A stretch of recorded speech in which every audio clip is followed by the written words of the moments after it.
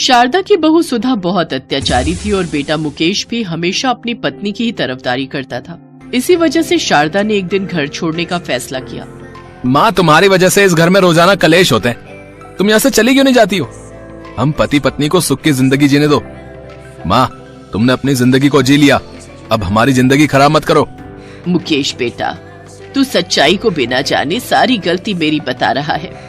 मुझे तो लगता है तुम दोनों यही चाहते हो कि मैं इस घर में न रहूं। सारा दिन मैं काम करती हूँ, कुछ नहीं बोलती, सोचती हूँ जो जिंदगी के दिन बचे हैं वो सुख से कट जाएं, पर नहीं, बहू ये चाहती ही नहीं है। इसीलिए बेटा तेरे सामने जानबूझकर ये लड़ाई करती है। सुनो जी, अब इस घर में या तो तुम्हारी माँ रहेगी या मैं। तुम फैसला कर लो, तुम्हें किसके साथ रहना है, नहीं तो मैं बच्चों को लेकर चली जाऊंगी। नहीं बहू, तुम क्यों कहीं जाओगी? मैं ही ये घर छोड़कर जा रही हूँ। मैं अब इस घर में नहीं रहूंगी। खुश रहो, मैं जा रही हूँ। अब मेरी वजह से तुम्हें कोई परेशानी नहीं होगी। शारदा के बेटे ने एक बार भी उसे रोकने की कोशिश नहीं की। उसे उस समय अपनी पत्नी जरूरी थी, माँ नहीं।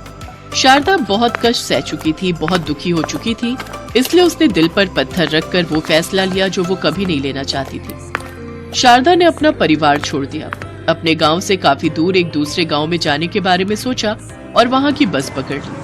शारदा के लिए वो गांव अनजान था, उसे वहां कोई नहीं जानता था। और फिर 10 दिन बाद, अम्मा ये देखो, ये तैयार हो गए नूडल्स। अब आपको पता चल गया ये नूडल्स कैसे बनाते हैं? हाँ बेटा, ये तो बहुत आसान है। अब एक दिन मैं भी बनाकर देखूंगी। ठीक है अम्मा, कल आप बनाना, ठीक है? सूरज भैया, एक प्लेट नूडल्स देना। देखो, तीखी सॉस और मीठी सॉस दोनों ज्यादा डालना है। हाँ हाँ, बस अभी लो। 1 प्लेट नूडल पैक कर दो। बेटा तुम उनको दो, मैं इन्हें पैक कर देती हूँ। सूरज बेटा, एक बात बोलूं? हाँ हाँ अम्मा बोलो। मैं तो घर से बहुत निराश होकर निकली थी। उस दिन बस स्टैंड पर जब मेरी तबीयत खराब हुई तो तुम वहीं थे। तुमने मेरी इतनी मदद की, मुझे पानी पिलाया, यहाँ ढाबे पर लेकर आए। तुम बिल्कुल मेरे बेटे मुकेश हो। अम्मा, मेरा भी इस दुनिया में कोई नहीं। तुम्हारे आने से माँ की कमी पूरी हो गई। बस दोनों माँ बेटा मिलकर इस नूडल्स ढाबे को चलाएंगे। यहाँ इस ढाबे पर अब सारी चिंता छोड़ दो अम्मा, और आराम से अपने बेटे के साथ रहो। शारदा की आंखों में आंसू आ जाते हैं। सूरज बहुत ही नेक दिल लड़का था, उसका भी इस दुनिया में कोई नहीं था। बस स्टैंड पर शारदा का ब्लड प्रेशर हाई हो गया। तब सूरज ने उसकी बहुत मदद की और अपने साथ ढाबे पर ले आया। सूरज पिछले कई सालों से नूडल्स का ढाबा चला रहा है। अब उसने शारदा को भी नूडल्स बनाने सिखा दिए। सूरज को शारदा का बहुत सहारा है। वो कभी सामान लेने के लिए बाजार जाए तो शारदा ढाबे को संभाल लेती है। ढाबे पर और भी लड़के काम करते हैं तो वो भी शारदा को अम्मा कहकर ही बुलाते हैं। शारदा को उस गांव में रहते हुए 1 महीना बीत चुका था। अचानक एक दिन सूरज की तबीयत बहुत खराब हो गई, वो उठ भी नहीं पा रहा था। सूरज को बहुत बुखार था, जिस कारण उसे बहुत कमजोरी हो गई। शारदा ने सूरज की भी देखभाल की और ढाबे को भी पूरा संभाला।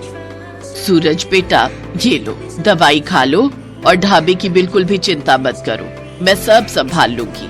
तुम बस आराम करो बेटा, ताकि जल्दी ठीक हो सको। अम्मा, माँ क्या होती है ये मुझे आज पता चल रहा है। माँ की जगह संसार में कोई नहीं ले सकता।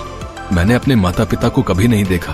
जब पैदा हुआ तो अपने आप को सड़क पर पाया और जिंदगी की ठोकरों में बड़ा हो गया। फिर मेहनत करके ये ढाबा खोला। बहुत तरसता था कि अपनों का प्यार मिले। आज तुम्हारे रूप में मुझे माँ मिल गई अम्मा, मुझे अपनों का प्यार मिल गया अम्मा। सूरज की बातें सुनकर शारदा की भी आंखें आंसुओं से भर आती हैं। एक तरफ उसके अपने सगे बेटे ने उसकी परवाह नहीं की और एक तरफ सूरज जिसे माँ की कदर है, पर उसकी अपनी माँ नहीं। शारदा और सूरज का दिल का रिश्ता जुड़ता है। सूरज को माँ मिल जाती है और शारदा को बेटा। शारदा सूरज की तबीयत ठीक होने तक अकेले ही ढाबे को संभाल रही थी। शारदा बहुत ही बढ़िया नूडल बनाती थी। आसपास के गांव में भी ये बात फैल गई कि एक नूडल ढाबे वाली अम्मा है जो बहुत बढ़िया नूडल बनाती है।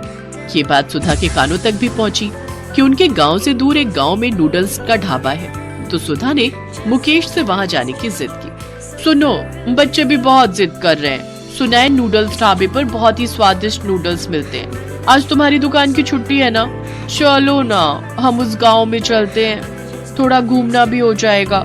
कितने दिनों से हम कहीं घूमने नहीं गए, बच्चों के स्कूल की भी छुट्टी है। हाँ पापा, मेरे सारे दोस्त उस ढाबे पर नूडल्स खाकर आए हैं, हमें भी जाना है। ठीक है, आज ही चलते हैं। अब खुश? मुकेश सुधा और बच्चों को लेकर नूडल्स ढाबे पर पहुंचता है। सूरज की तबीयत अब ठीक हो चुकी थी।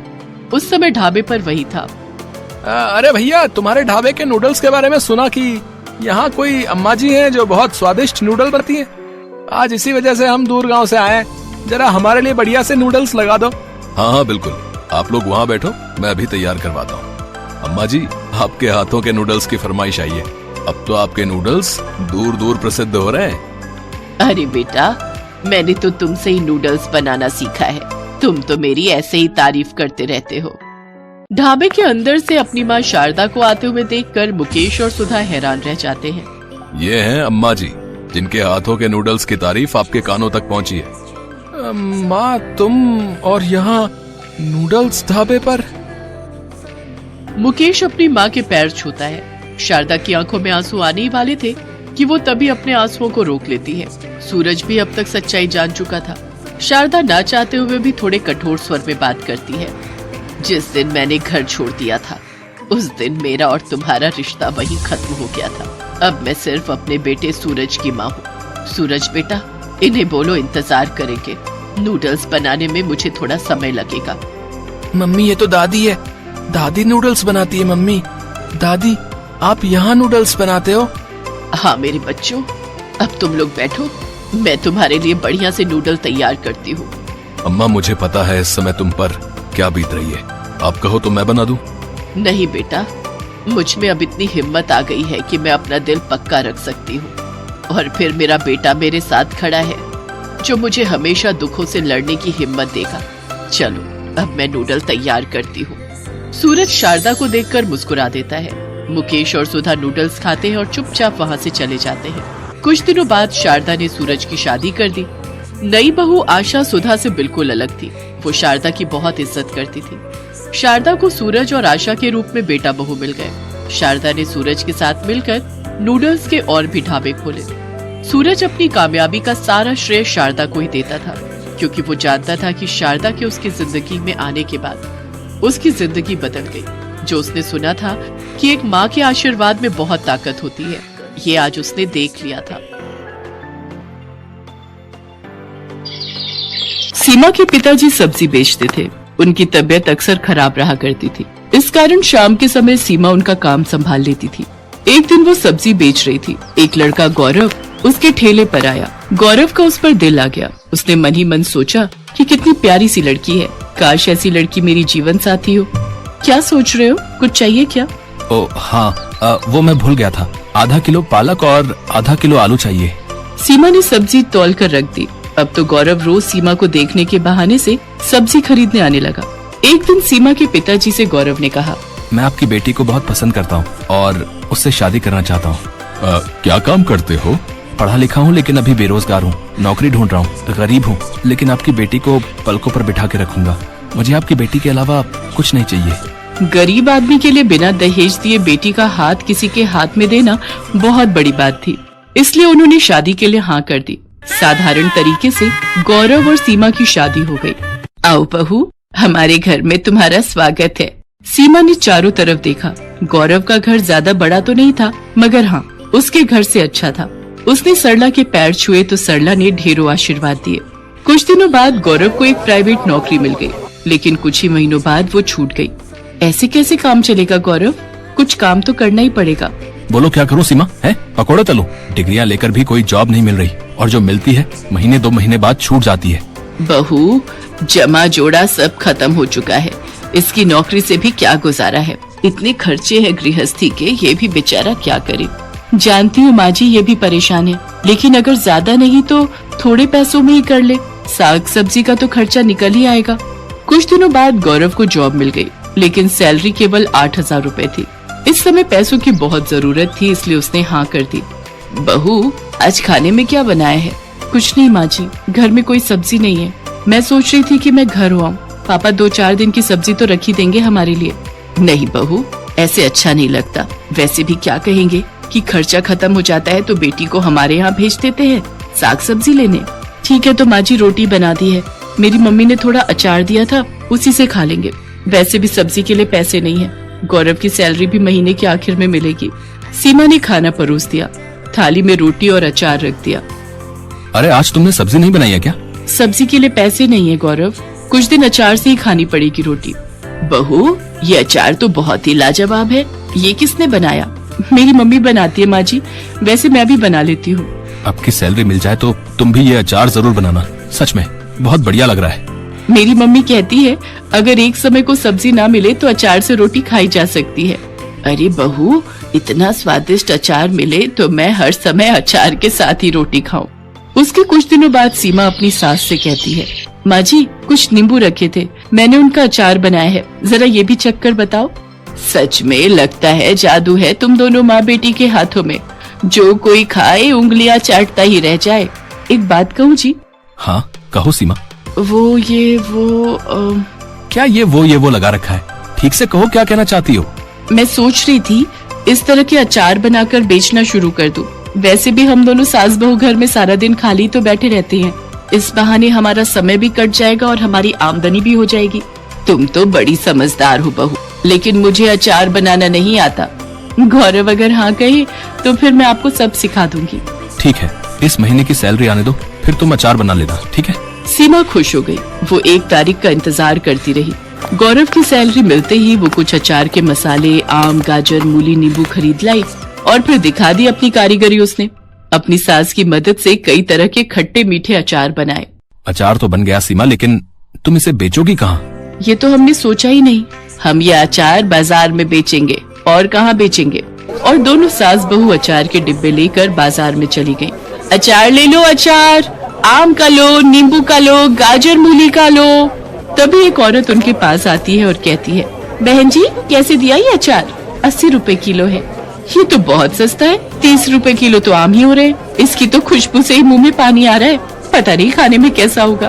पहले चख कर देखिए फिर खरीदिए। वाह वाह, मजा आ गया।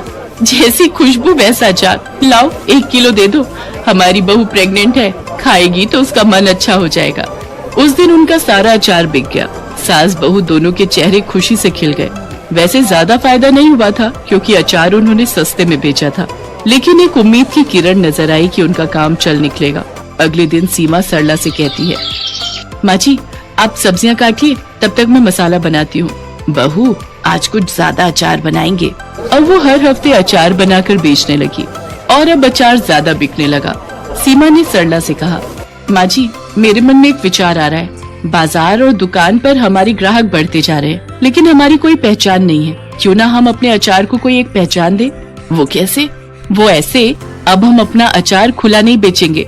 अब हम उसको खुद तोलकर 1 पाव, आधा किलो और 1 किलो के डिब्बे में पैक करेंगे। इसका एक नाम होगा, सास बहू का अचार। हम इसे थोक की दुकानों तक पहुंचाएंगे। देखना अगर ऐसा होगा तो हम सास बहू छा जाएंगी।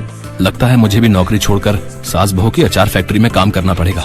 ये विचार भी बुरा नहीं है, पहले दुकान उसके बाद फैक्ट्री। वाह, हम लोग बहुत अमीर हो जाएंगे, है ना माँ जी?